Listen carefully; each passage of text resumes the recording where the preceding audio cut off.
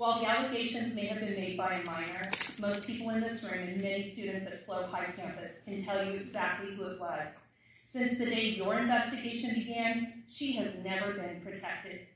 Dr. Prater, on July 12, 2023, you stated to the SLO Tribune, and I quote, "We have a zero-tolerance policy. Any type of misconduct between an adult, employee, and student is unacceptable. We will do everything we can to keep our children safe, our students safe." Let's look at the zero-tolerance policy and doing everything to keep students safe, because it didn't happen here. This minor was questioned by Mr. Dickinson and Ms. Dellinger, the SLO High administrators, for over an hour. Her parents were never called before, during, or after the meeting. We only found out the next day when she had a panic attack at SLO High School. This minor, after a very emotional adult questioning, was excused to get in her car and drive home. This minor had to walk a different route during her day, so she didn't have to go by Jeff Brandow's classroom while he continued to host students at lunchtime.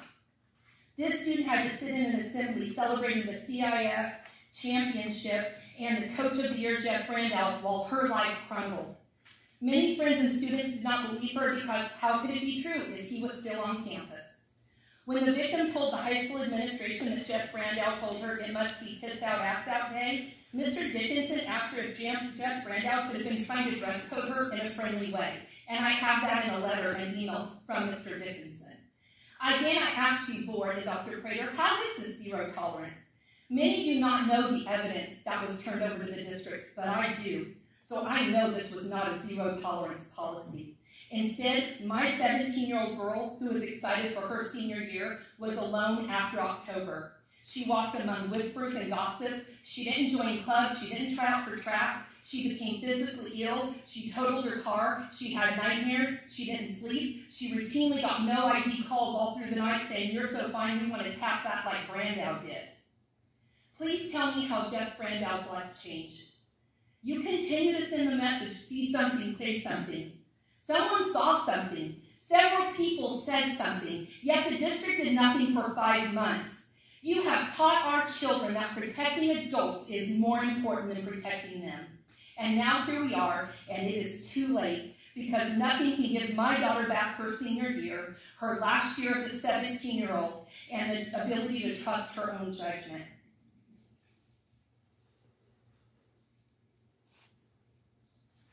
Again, I ask, how do you protect her? Most of you have children. Put yourself in my shoes. Would you feel like your daughter was protected? Thank you. I'm a 2022 graduate of SLO High School, as well as the older sister in the most recent victim of the Jeff Brandow investigation. 9 months ago, my sister's life was turned upside down due to the actions of Jeffrey Brandow and the treatment she received by her very own school. I have always taken great pride in being an alumni of SLO High School because of the quality of the staff and the surplus of care that goes into making sure that students get a fulfilling education here. While the majority of the time this rings true, my sister unfortunately had to experience a time where it wasn't.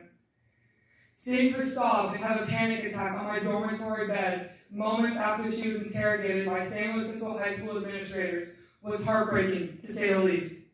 To see her senior year ripped away from her, one of which I had a blast during my senior year, was heartbreaking. She was ridiculed by her friends and had a hard time coming to campus most days, which I cannot even imagine happening. And this was all caused by a lack of action from her administrators. 9 months later, her life is still being affected by this. And with the story becoming more and more public, she will further be held victim by Jeffrey Brandow and the actions of her school district. It sickens me that this happened to my little sister, but more so, it sickens me that this happened at all, especially in our community. It devastates me that my sister had to be the victim to ensure that this never happens again. But unfortunately, it was needed to discover this teacher's disgusting behavior and the lack of protective action our school district will take for a student. To everyone here, I ask you to look at yourself in my parents' shoes, and if you would be outraged on how the district has handled this. I guarantee you would be. Thank you. I was born and raised here in San Luis Obispo, right? I have to say that I do not believe that San Luis Coastal School District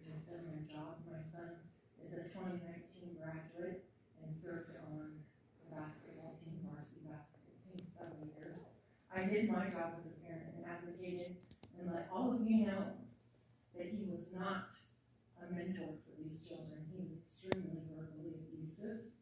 And if you had done your jobs and looked into those accusations, and I would go to the gym and say, you know, I'm going to watch because my son came home crying and you're verbally abusing him. And he'd say, these sessions are closed. Well, I'm a recent CalCoastNews graduate, and I knew that that's not the law, and those sessions are open. You guys enabled this man to do things that are unfathomable before. Your employee, Amber Wilson, entrusted her daughter to this teacher. And it was so important, the sports aspect of this, that we allowed him to be here and put him in another position to still teach and not show what you're telling us. Your actions do not align with what you have done. This school district does not keep their students safe. Upon him graduating, I also have a younger son who is no longer in your school district because you did not keep him safe. You did not keep him safe from bullying. You did not keep him safe from teachers calling his IEP. And you can look into who I am and how all that went. But this situation, and by the grace of God, I hope you guys do not retaliate against this teacher because all of this community will come together. So that was my fear, and that's why I'm here. Because I have a history, and it's all on file with my son, Addison Wright, who was an amazing student and an amazing sportsman, athletic person for you. He played volleyball, he played beach volleyball doubles, he played basketball, he played football, he did everything. And I left his father before we moved here in 2008 because of abuse. So that man was not going to abuse my son. My son did not need to be abused. No child does. But all you have to do is speak to him. You do not have to yell at him. You do not have to shame him. And then for you guys to allow it to go to this degree is disgusting. And when I went on road trips with other families, this community is a small community. I'm 49 years old. All of them told me all about his unfaithfulness to his wife. I'm stuck in their car. I have to listen to it for 3 hours while we travel north. I didn't know any of that. All I knew was what I witnessed. But upon hearing what everybody else knows, it's only going to get perpetually worse. If he is assaulting grown women, and we're allowing him to do this to our boys and our athletes that you're entrusting him with, and having our athletes play when they are hurt. Thank you very much for telling us that. Thank you. Fail to act appropriately, then we will take action to hold such individuals accountable. Our district has strong policies and practices in place to respond quickly and efficiently to allegations of an employee engaging in inappropriate conduct. Tonight's action is a significant step towards accountability. Unfortunately, I cannot comment in detail on individual personnel matters. I would like to share more to address the misleading and/or incomplete community discussion on this topic. But I cannot speak further so as to protect the integrity of the investigation process, which is ongoing. The San Luis Coastal Unified School District is committed to keeping our schools safe, and I really wanted to let everyone know that. Thank you.